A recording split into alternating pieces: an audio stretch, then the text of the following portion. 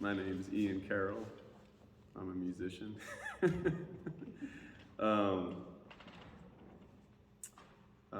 Music and art in general, in my knowledge, like poetry or writing or any of these things are um, a form of communication expressing emotions, which are extremely hard to express through words and language, feelings, but we can find a way to express our feelings through our creative process, be it music or art or whatever. And that creative process helps you move the energy that's in you. You can find an outlet for the emotions that you may have not been able to articulate to people or other situations via the art that you're creating. And that's why I think having a creative outlet in your life is important and healthy, because it lets you communicate things that need to be said that may not have words to go along with them.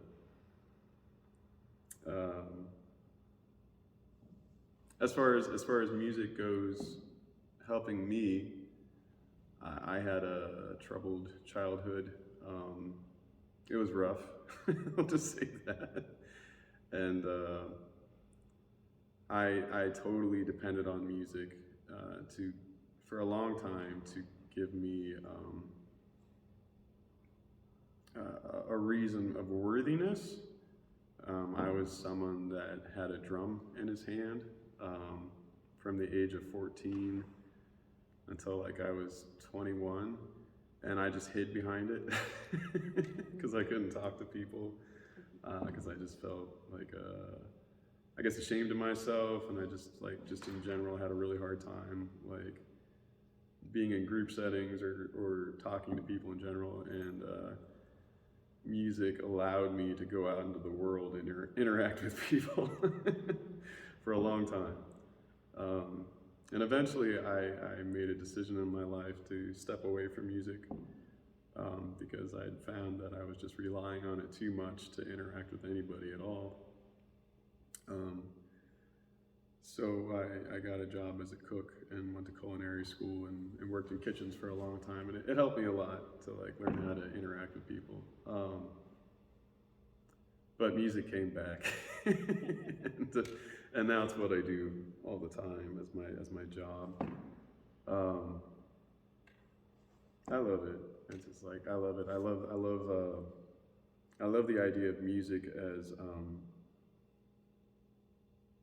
a collective work of art, that everyone is working on, that is working on music. We're all working on creating sounds and creating a language together, and the interactions we have musically through other people create the history that will be passed down musically, so that's something I really love about it.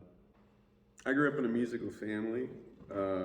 My great-grandma was a ragtime pianist, and she played from an early age, and she actually performed for, I think it was like the Crown Prince of Japan, like right before World War II. He came to visit Los Angeles, and she played for him and his family, and she was a really great pianist.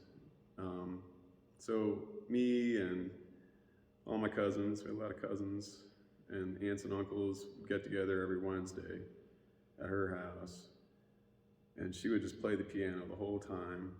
And then every other person plays an instrument, like lots of guitarists, lots of fiddle players. It's a big family. Like when we have a family reunion, there's like 250 people, and there's like 30 of us sitting around playing music the whole time. So I was fortunate in that regard. And then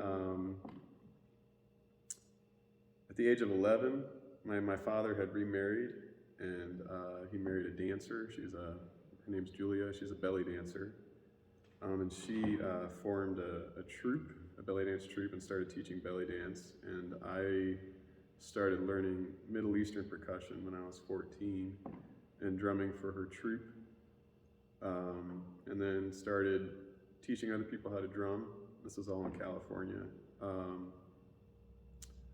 So we had a drum ensemble where we'd have like 4 or 5 different drummers, and we did all mostly Egyptian and Turkish stuff. And I spent some time studying in San Francisco in the Bay Area with an Egyptian drummer named Susu Pampanine, and I studied with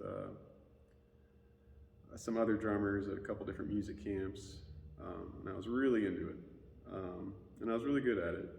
And then I moved here, and there was like virtually no outlet for Middle Eastern drumming.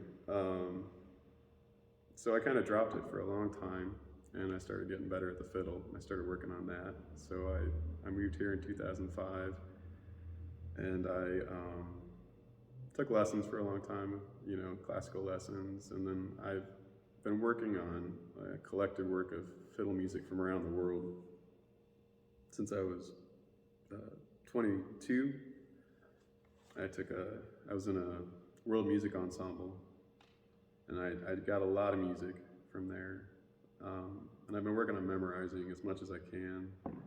And I've got a lot of tunes from Ireland and Mexico and Eastern Europe, a lot of Mediterranean stuff, some South American tunes. And I have a lot more music that was transcribed. It's a sizable amount of folk music from around the world, and it was all transcribed by hand by this amazing guy who could play like 10 different instruments. And he sat down and researched at the UCLA libraries. He watched just tons and tons of early folk dance video and sat down and transcribed all this folk music from around the world. And he like handed it to all of us. So I've been working on all these fiddle tunes for over 20 years now, just trying to get better at them. So that's what I do. I play fiddle music, and I taught myself how to clog, so I do clogging, and I built this one-man band rig. And it's fun, and I'm having fun with it, and I'm learning how to incorporate the Middle Eastern percussion with the clogging. And the clogging, I picked up some tips from Canada. Up in Nova Scotia and Quebec, they have a style of clogging there where they do it seated. So I took that, and then I used tap shoes instead because it worked better. And I added a cajon, which is a Peruvian instrument. So we collected like percussion from the Middle East, Canada, and Peru, and I put it all together. And I'm learning, like I built this instrument. I didn't really realize it was an instrument, but I built it, and then I'm learning how to play it, and I'm learning it, like it's teaching me things about rhythm, and it's teaching me a lot. It's a neat adventure. So, all right, I'm gonna play 2 tunes. The first one's called Old John's, and the second one's called The Star of Munster. These are both Irish reels.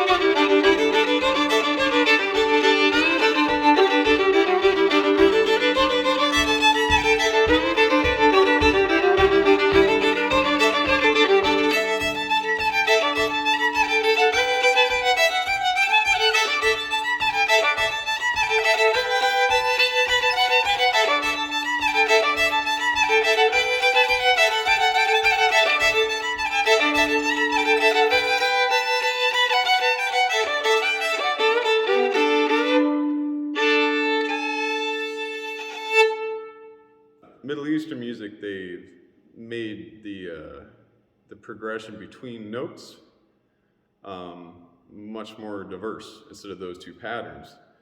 So they're called maqams, and there's something like 256 maqams. It's insane. Like, it's just like, and they'll have them memorized, you know, and it'll be like the pattern between notes. So here we'll have like, you know, the whole half, but that'll be like, you know, whole and a half, whole, you know. So you'll have like these weird scales where you'll be like,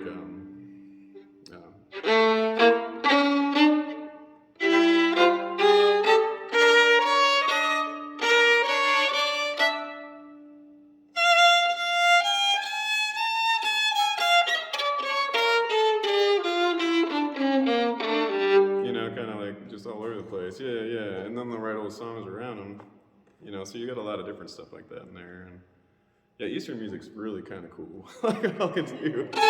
Yeah. I think of some other Eastern stuff we got that's kind of fun.